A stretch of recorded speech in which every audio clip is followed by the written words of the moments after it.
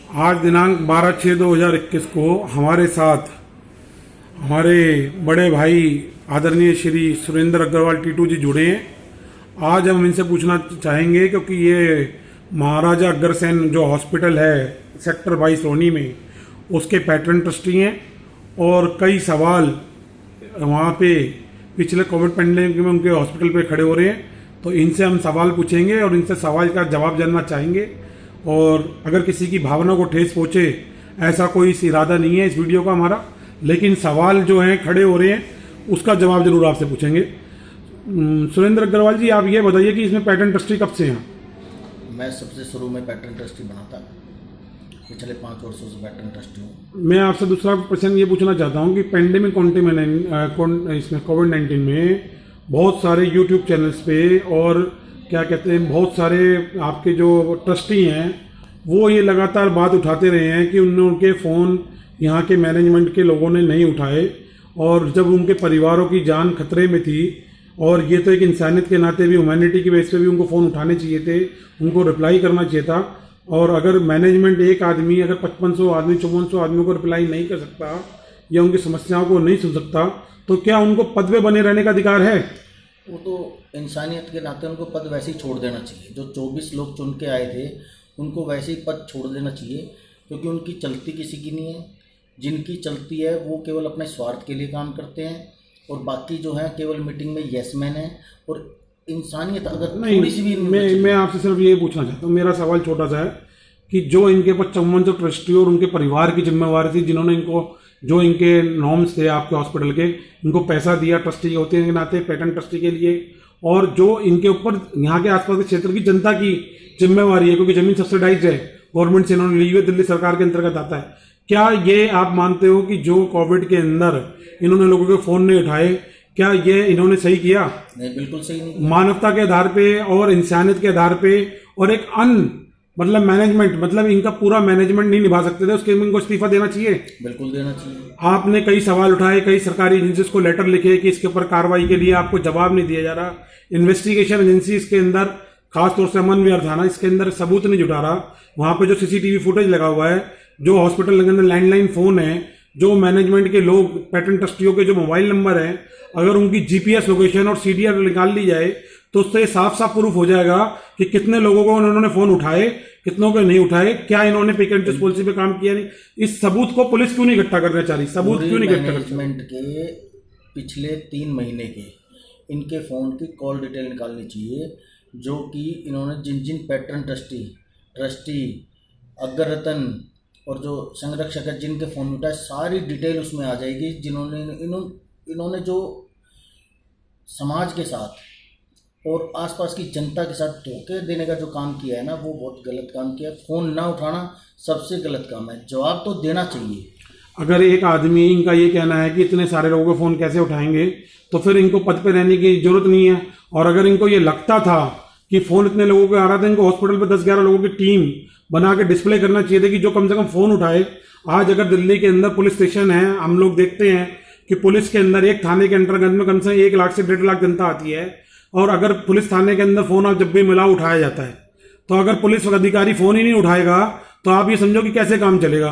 तो जिस तरीके से उन्होंने फोन नहीं उठाया और कई लोगों की डेथ हो गई, पैटर्न ट्रस्टी और उनके परिवार के रिश्तेदारों की, तो ये एक दुखद घटना है।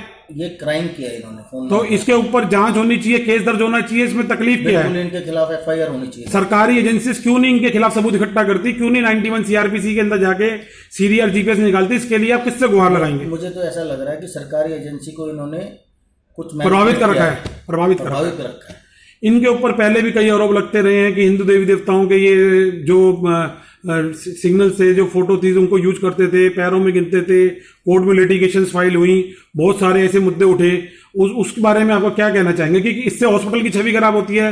महाराजा अग्रसेन जी के जो विचार थे, जो उनके एक भावना थी, जो उद्देश्य थे, उससे एक तो छवि खराब हुई है व्यक्तिगत स्वार्थ के लिए। इसके बारे में क्या कहना है? देखो, हिंदुओं की भावनाओं को ठेस पहुंची है, ये आपको भी पता है। हाँ, आप ये बताओ, ओम का निशान, लक्ष्मी माता का निशान, सारे इन्होंने यूज किए, जानबूझ के यूज किए, जबकि वो पैरों में वहां घूम रहे थे।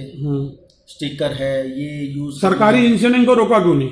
सरकारी एजेंसियों में इनके आपको ये रहता है, हर बार यही बात उठती है, हर बार। कुछ इसमें एक दो लोग ऐसे हैं जो सरकारी तंत्र को प्रभावित करते हैं, और इनमें खासकर ये पीतमपुरा के ही लोग हैं एक दो जो बहुत प्रभावित कर रहे हैं।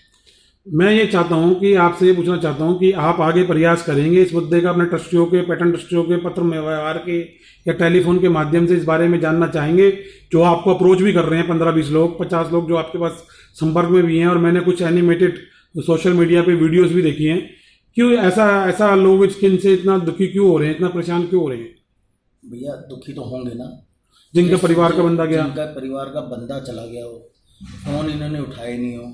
अब एक उदाहरण है, अग्ररतन राजकुमार बंसल है, उनकी माता का देहांत हो गया, वो 2 दिन तक बेड के लिए तरसते रहे।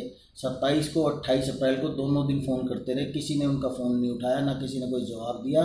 और जब रात को जब किसी और सिफारिश के द्वारा चेयरमैन साहब को फ़ोन करवाया गया तो उनको बेड दिया गया रात को 11 बजे, और जबकि उस दिन 18 एडमिशन हुए थे, वो किन के हुए थे इसकी भी जांच होनी चाहिए।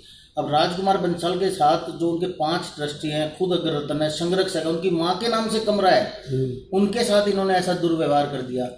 कानूनी अधिवक्ता विकास गुप्ता जी ने एक कंप्लेंट फाइल करी है इनके खिलाफ कई सरकारी एजेंसीज को, जिसमें उन्होंने उस बात बताई है कि एक नर्स के खिलाफ केस भी दर्ज हुआ है NMDCV की ब्लैक मार्केटिंग को लेके। तो संदेह है, इसका मतलब सही है जो ट्रस्टी है, पैटर्न ट्रस्टी और जनता सवाल उठा रही है। ये नर्स का तो नाम केवल फंसाया गया है, असली पीछे इसके कौन है उसकी जांच होनी चाहिए। एक सवाल और आपसे मैं पूछना चाहूँगा कि जैसे ये जानने में आया है कि जो इनके मैनेजमेंट के लोग हैं, जो ट्रस्टीज जो इस टाइम हॉस्पिटल को कंट्रोल कर रहे हैं, सारा प्रशासन देख रहे हैं, अगर वो लोग इस कोविड पेंडेमिक राष्ट्रीय आपदा के अंदर अपने ट्रस्टी और पैटर्न ट्रस्टी की आवाज़ नहीं सुन सके, और मेरी जानकारी में ये आ रहा है कि ये और भी संस्थाएं बना रहे हैं, और भी ऐसी social activities, religious activities create कर रहे हैं, बनाते जा रहे हैं। जब वो एक हॉस्पिटल को नहीं चला सकते तो ऐसी संस्थाएं दिन प्रतिदिन वो बनाते जा रहे हैं, जनता का पैसा इकट्ठा कर रहे हैं, सरकार से सब्सिडाइज ले रहे हैं। क्या उनको ये सब करना जरूरी है? किस लिए करते हैं वो लोग? अगर वो एक हॉस्पिटल नहीं चला सकते मैनेजमेंट उनका, तो और चीजें किस लिए बना रहे हैं? ये लोगों को धोखा दे रहे हैं, गुमराह कर रहे हैं, गुमराह करने लग रहे हैं। आप ये बताओ, जब 5500 ट्रस्टी हैं, अगर ये 5500 को नहीं संभालते तो दूसरी संस्थाओं को क्या संभालेंगे?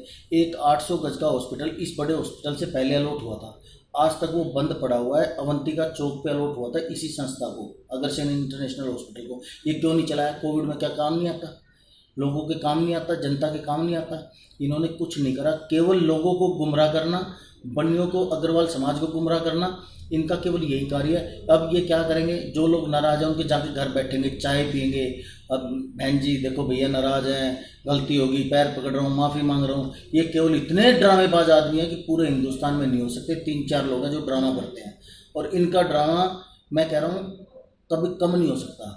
और लेकिन ये हमारे ट्रस्टी भी है ना, समझते नहीं है, क्योंकि कुछ इनके अपने व्यापार में फ़ायदा हो रहा है। ये अपने व्यापार के लिए हॉस्पिटल में कार्य कर रहे हैं, ना कि निस्वार्थ सेवा कर रहे हैं। जो मैं कह रहा हूँ जो निस्वार्थ सेवा कर रहे हैं वो काम करें ना, और जो अपने स्वार्थ के लिए कर रहे हैं वो क्यों कर रहे हैं भाई? और जो ये 24 लोग हैं ये रिजाइन क्यों नहीं देते? जिनकी चलती नहीं है हॉस्पिटल में, उनको रिजाइन देना चाहिए तुरंत। दिल्ली सरकार से मान्यता प्राप्त ये हॉस्पिटल है, दिल्ली सरकार से जितनी भी गाइडलाइंस है कि ये उसको फॉलो कर रहे हैं, आपको ऐसा महसूस होता है? कानूनी तौर पर नहीं, वैसे ही एक व्यक्तिगत तौर पर। देखो, ये किसी चीज़ को कोई फॉलोअप नहीं करते, इनका ध्येय केवल अपने व्यापार को बढ़ाने का है। ये जो हॉस्पिटल है, क्या इसकी जितनी बिल्डिंग्स वगैरह हैं, क्या ये सरकारी एजेंसी से पास है? जो इन्होंने जब पास कराई थी उसके ऊपर भी सवाल उठ रहे हैं। कई लोग ये कह रहे हैं कि इन्होंने उसके सब नियम तोड़ के अब काम हो रहा है इस हॉस्पिटल में। देखो, इस बारे में मुझे कोई जानकारी नहीं है, गलत जानकारी देने का कोई फायदा नहीं है। मुझे तो ये पता है कि पैटर्न ट्रस्टी, अग्ररतन, संरक्षक, इनके साथ अन्याय हुआ है, और अन्याय करने में 3-4 लोगों का हाथ है। जो 24 लोग हैं इनमें से 15-20 को तो वैसे रिजाइन कर जाना चाहिए। क्यों? अगर इंसानियत 1% भी इनमें बची है तो रिजाइन कर देना चाहिए। केवल पद पे बना रहना सब कुछ नहीं है, सेवा करने के लिए जुड़े हैं, ना कि आप पद के लिए जुड़े। क्या पुलिस से आप कोई गुहार लगाएंगे? दिल्ली पुलिस, जो दिल्ली की पुलिस है, दिल्ली पुलिस, समय आने पर हर जगह गुहार लगेगी। इनसे ये चाहेंगे कि इनके अंदर इसमें जांच हो, कम से कम जांच हो कि जिन लोगों की हत्या उसका कारण एक जेन्युइन कारण था, प्राकृतिक कारण था, या मैनेजमेंट की कमी थी? इस बारे में जांच चाहेंगे आप?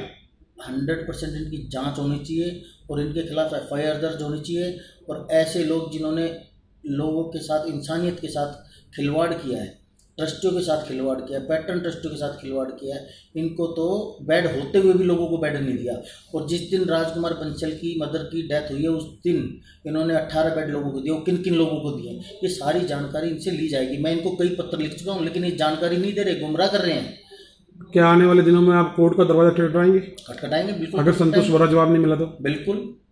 ठीक है, आपका इसी शब्दावली के साथ हम बहुत बहुत धन्यवाद करते हैं कि दिल्ली की जनता के जनहित के लिए अग्रसेन हॉस्पिटल से जुड़े हुए पैटर्न ट्रस्टी और ट्रस्टी के और उनके परिवारों के अधिकार के लिए जो आपने आवाज़ उठाई, इसका हम धन्यवाद करते हैं। और हम प्रयास करेंगे कि जो अग्रवाल हॉस्पिटल का जो मैनेजमेंट है, प्रशासन है, वो शीघ्रता से आपको इसका जवाब देगा, ताकि आप अन्य उसका जो जानकारी आपके पास आएगी उसको सारी सरकारी एजेंसीज, पैटर्न ट्रस्टीज और ट्रस्टीज के साथ साझा कर सकें और दिल्ली की उन जनता से भी साझा कर सकें जो इस हॉस्पिटल के अंदर आश्रित हैं।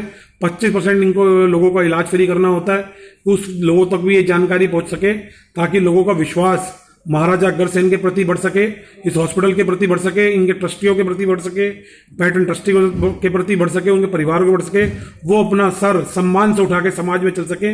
वो ये ना हो कि कलंकित ना हो कि इस हॉस्पिटल की वजह से जहाँ उनको आज कुछ लोगों को सर झुका के चलना पड़ रहा है, वो सम्मान से सर उठा के चल सके। मेरा एक और इसमें आग्रह था कि इन लोगों को यहाँ पे अच्छे डॉक्टर, अच्छी फैसिलिटी देके इस हॉस्पिटल को आगे बढ़ाने का काम करना चाहिए, ना कि व्यवस्था को खराब करके केवल अपने मत चलाओ। अच्छे लोग जो निस्वार्थ भाव से जुड़े, चाहे वो किसी भी दल का हो, चाहे इनके आपस में लगती हो, लेकिन काम करे, हॉस्पिटल की सेवा करें। लेकिन कुछ लोग ऐसे जुड़े हुए वो अपने स्वार्थ के लिए हॉस्पिटल में काम कर रहे हैं। क्या इसकी जांच, क्योंकि एक बड़ा हाई प्रोफाइल मैटर है, क्या चाहेंगे कि इसकी जाके किसी रिटायर्ड जस्टिस से हो, ऑनरेबल हाई कोर्ट के, उनके सुपरविजन में हो? बिल्कुल होनी चाहिए।